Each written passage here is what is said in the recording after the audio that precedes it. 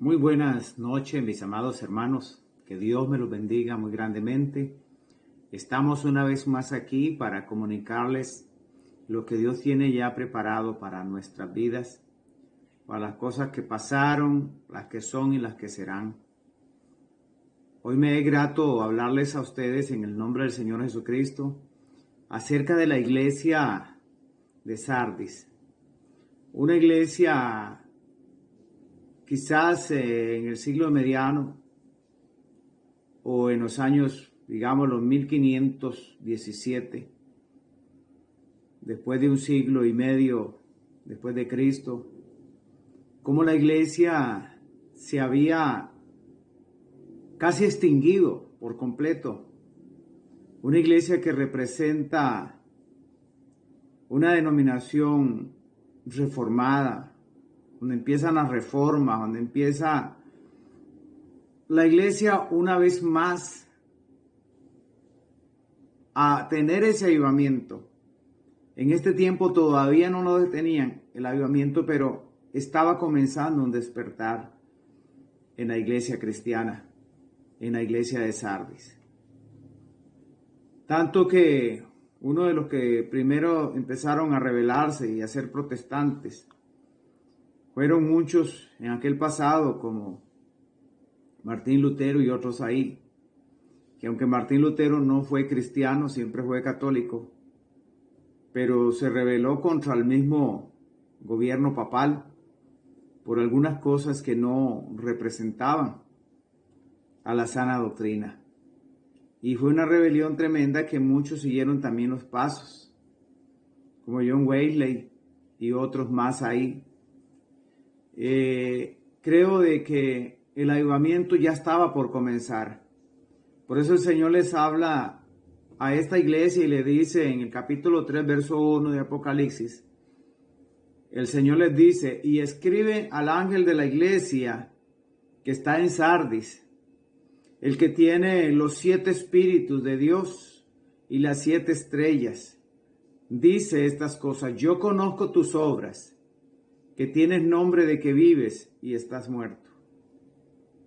¿Cómo es eso? ¿Cómo podemos nosotros identificar si estamos muertos? Tenemos nombre de cristianos, pero estamos muertos. ¿Cómo pudiéramos nosotros interpretar esto? Si verdaderamente la palabra de Dios es amplia para decirnos a nosotros cómo está nuestra condición espiritual y cómo nos hemos manifestado ante las obras del Señor, siguiendo las costumbres paganas o sirviéndole al Dios verdadero. Vamos a ver de aquí en adelante de qué nos habla este tema y cómo nosotros podemos avivarnos si es que verdaderamente estamos muertos, siguiendo cosas y tradiciones del mundo. Sardis era la antigua capital de Lidia. La carta a la iglesia está llena de reproches, claro que sí, muchos reproches de parte del Señor. No parece haber sido en vano, pues Mileto o Melito, obispo de Sardis en el siglo II, fue eminente por su piedad y erudición. Un hombre que fue muy piadoso, tuvo el cuidado en esta iglesia y siempre pues se mantuvo. Por eso, estar en una iglesia no significa estar bien. Estar en Cristo significa tenerlo todo. Porque Cristo es el todo para nosotros, si lo amamos tal y como Él nos ha mandado. Por eso dice, el que tiene los 7 espíritus de Dios, es decir, el que tiene la plenitud del Espíritu, aleluya. ¿Sabe qué dice Apocalipsis 1:4?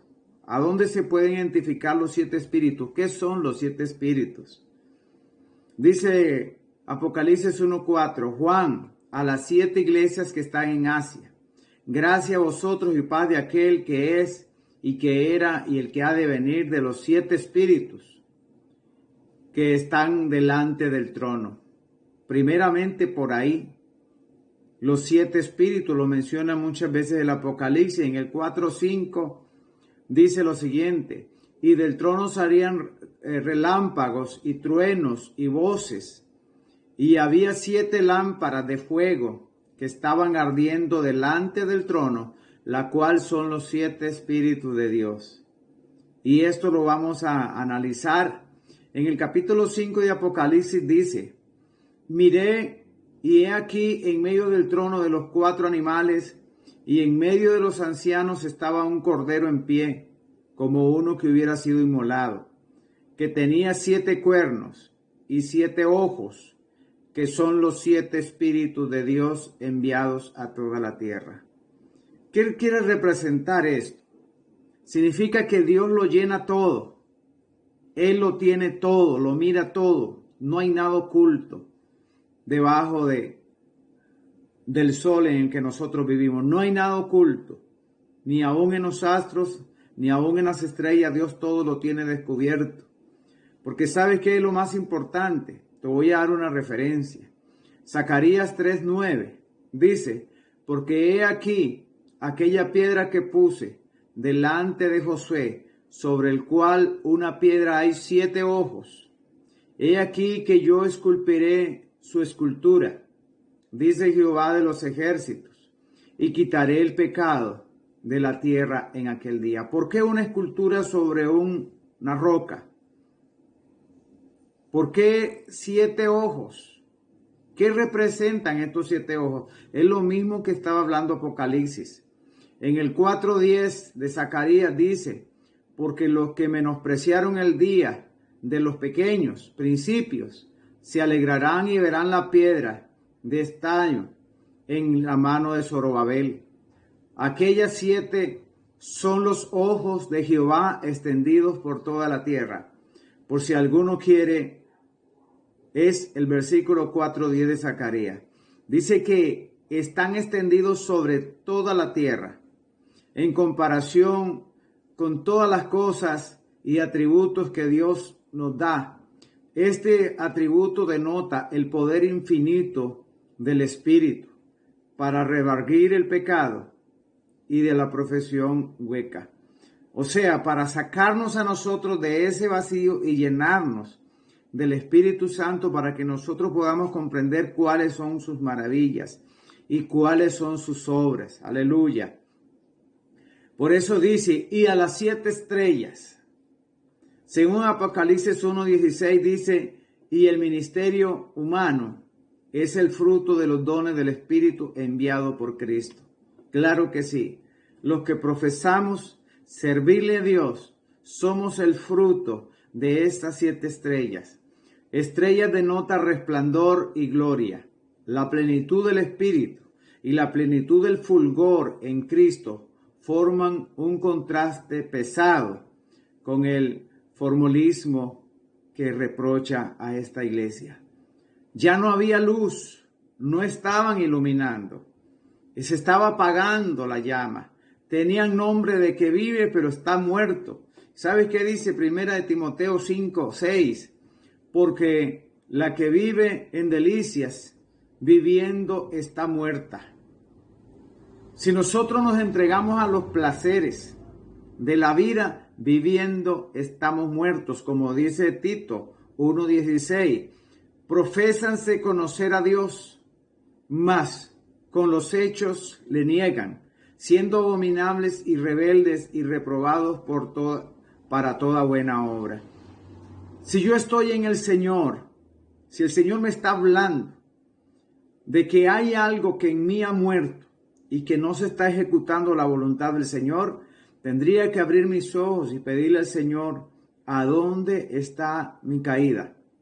Como se le dijo en la primera iglesia a los Efesios: mira por tanto por dónde has caído y empieza a hacer las primeras obras y arrepiéntete.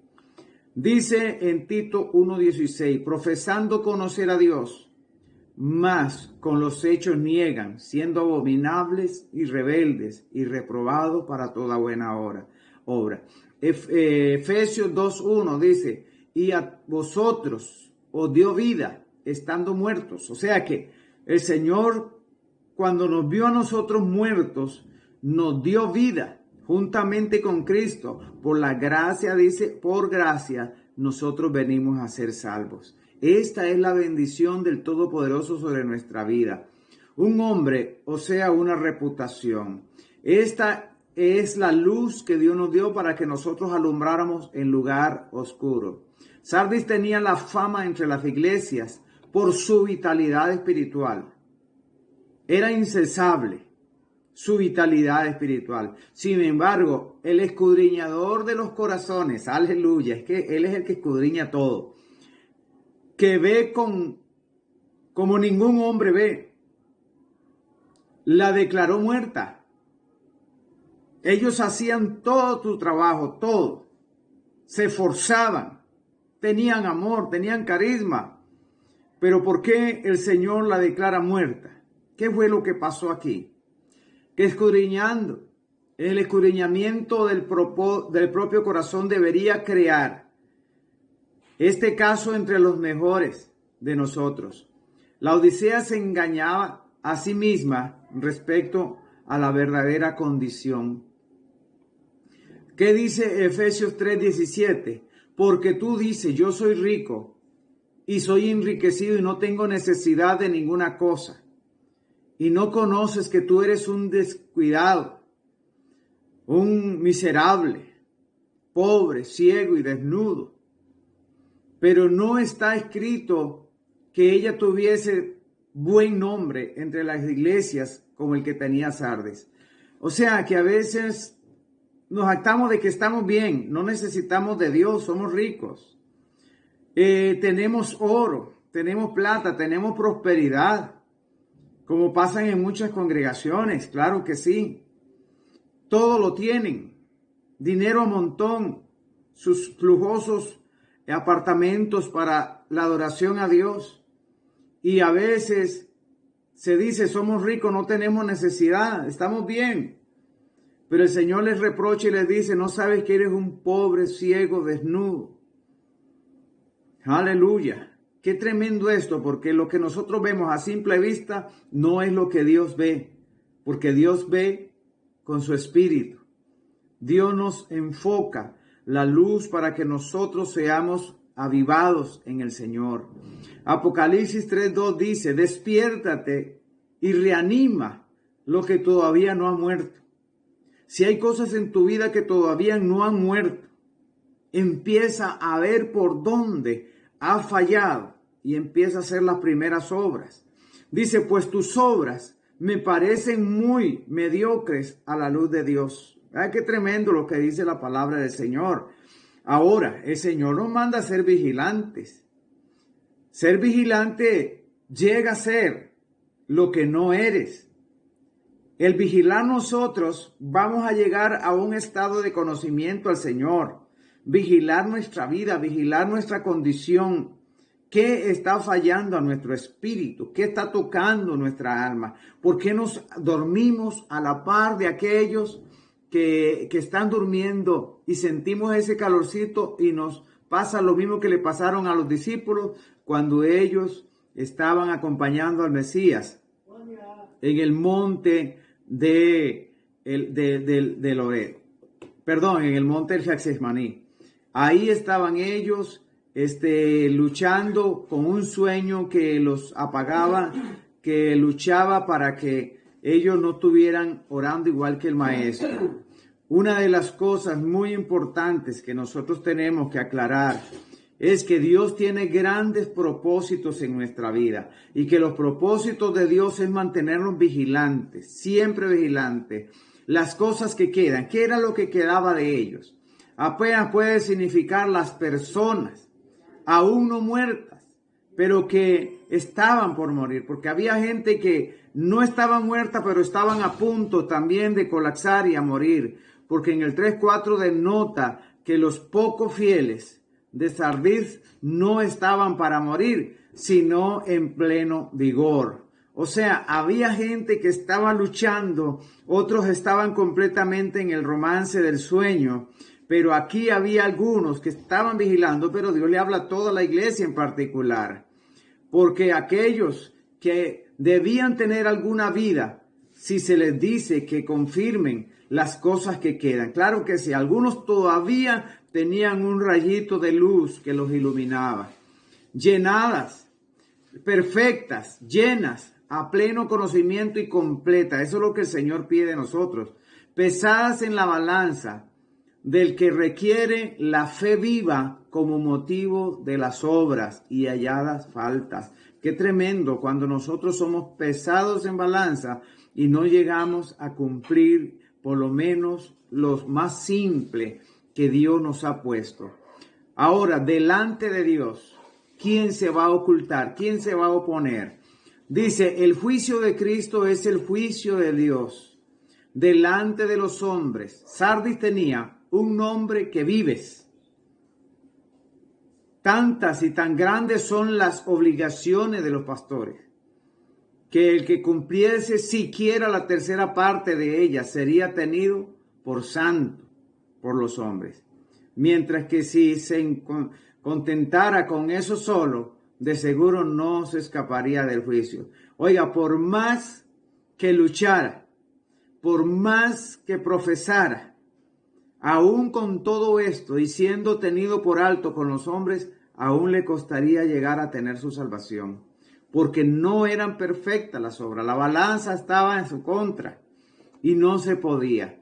Dice, la Odisea es diferente a la de Sardis.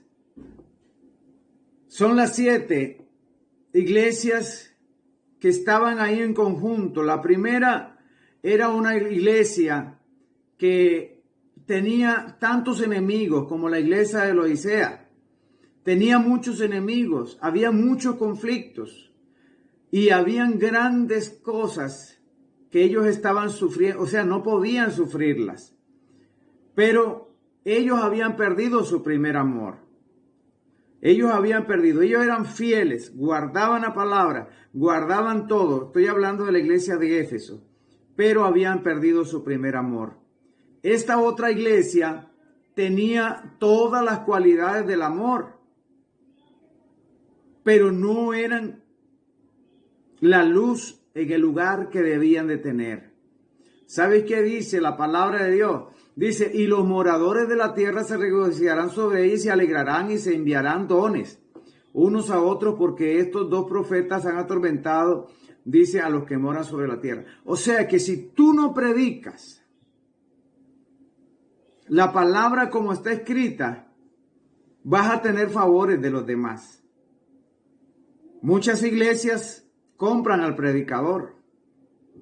Muchas iglesias compran el evangelio, un evangelio acomodado, para que los que llegan a predicar no les ofendan a la iglesia, no les ofendan al pueblo, para que no hayan problemas, para que todos estén contentos, para que todos estén felices. Entonces se predica un evangelio liviano, un evangelio que va en contra de los propósitos del Señor. Con esto no quiero decirte que el evangelio que nosotros tenemos que predicar tiene que ser un evangelio que destruya los corazones de las almas. Hay que predicar con el amor de Dios, pero centrados en el centro que es Cristo Jesús, sin quitarle ni ponerle a la palabra, ni adobar la palabra con palabras infladas, sino decir lo que Dios está hablando a su pueblo.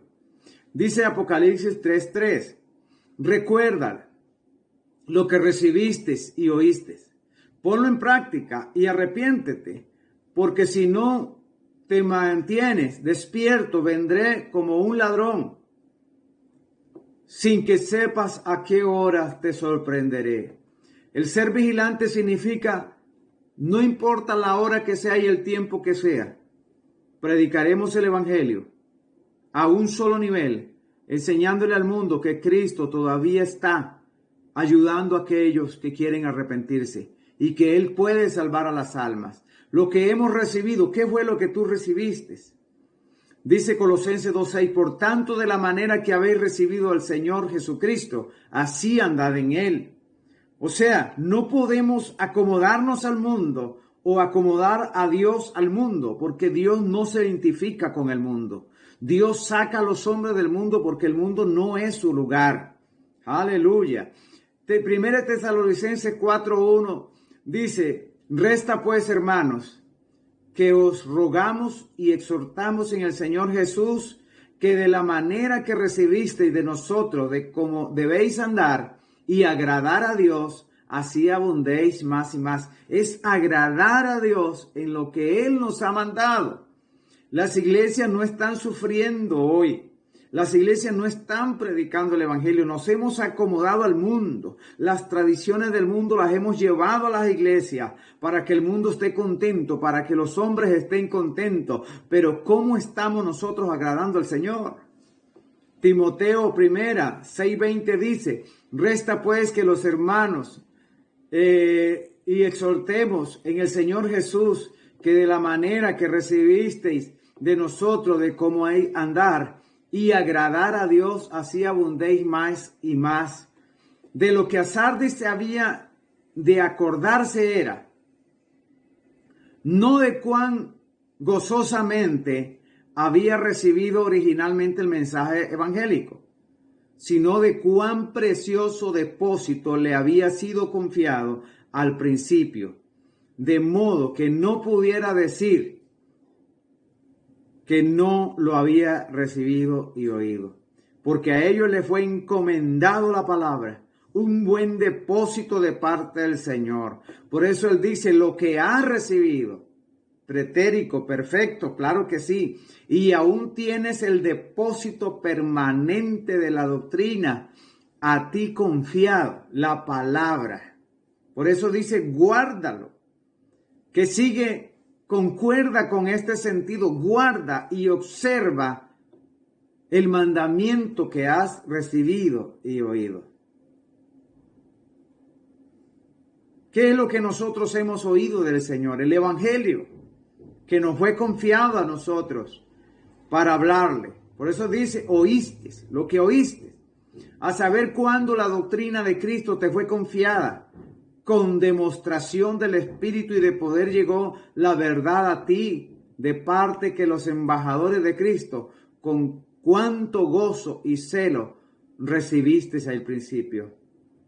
Yo no sé si a ti te ha pasado esto. Conociste al Señor en alegría, en bendición, en gloria, alabanza, y te has echado. Ya no quieres seguir. Te has conformado con las cosas del mundo. Ya no quieres a veces ni siquiera ir a la iglesia.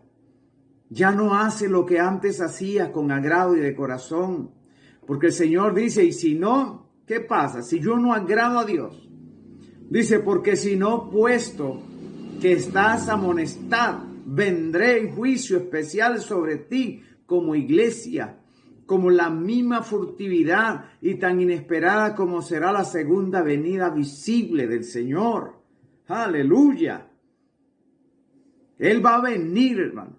Y depende cómo tenga usted su aceite en su lámpara, usted va a ser llevado con el Señor cuando suene la final trompeta, cuando los muertos en Cristo resuciten primero y luego nosotros los que habremos quedado, si es que estamos todavía, y si no, seremos arrebatados primeramente que los que quedan vivos. Aleluya. Porque Él dice que como ladrón que no da el aviso de su llegada. Claro que sí, el momento puede ser cualquier momento.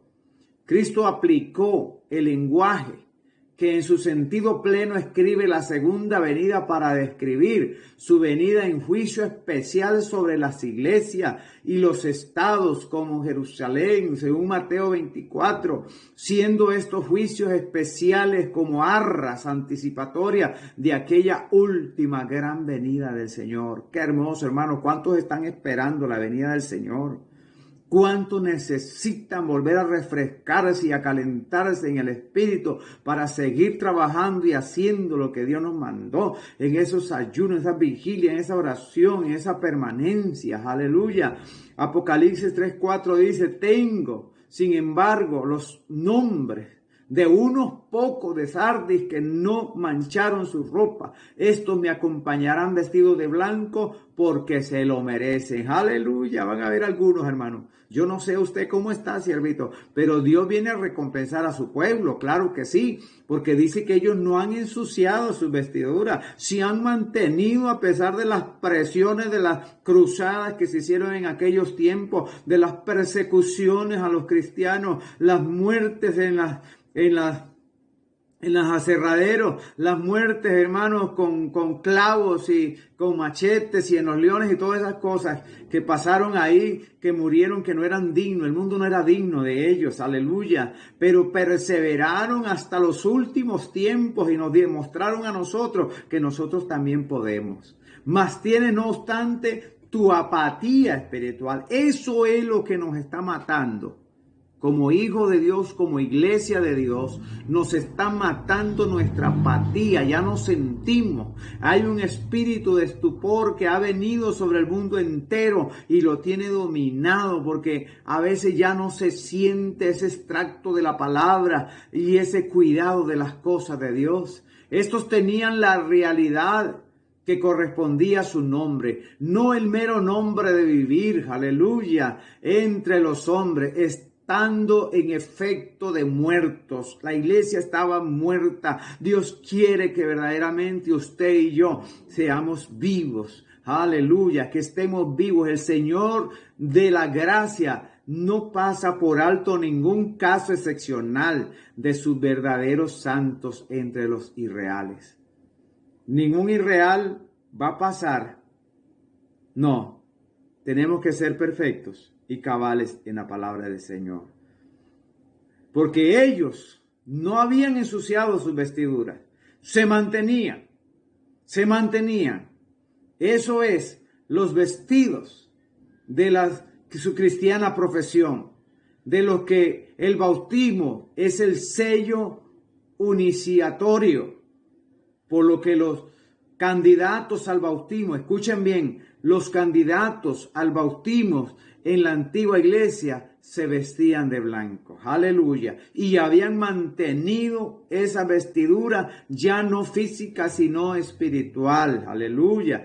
Efesios 5:27 dice, para que presentarse a sí mismo una iglesia gloriosa que no tuviese mancha ni arruga ni cosa semejante, sino que fuese santa y sin mancha, porque Dios viene por esa iglesia.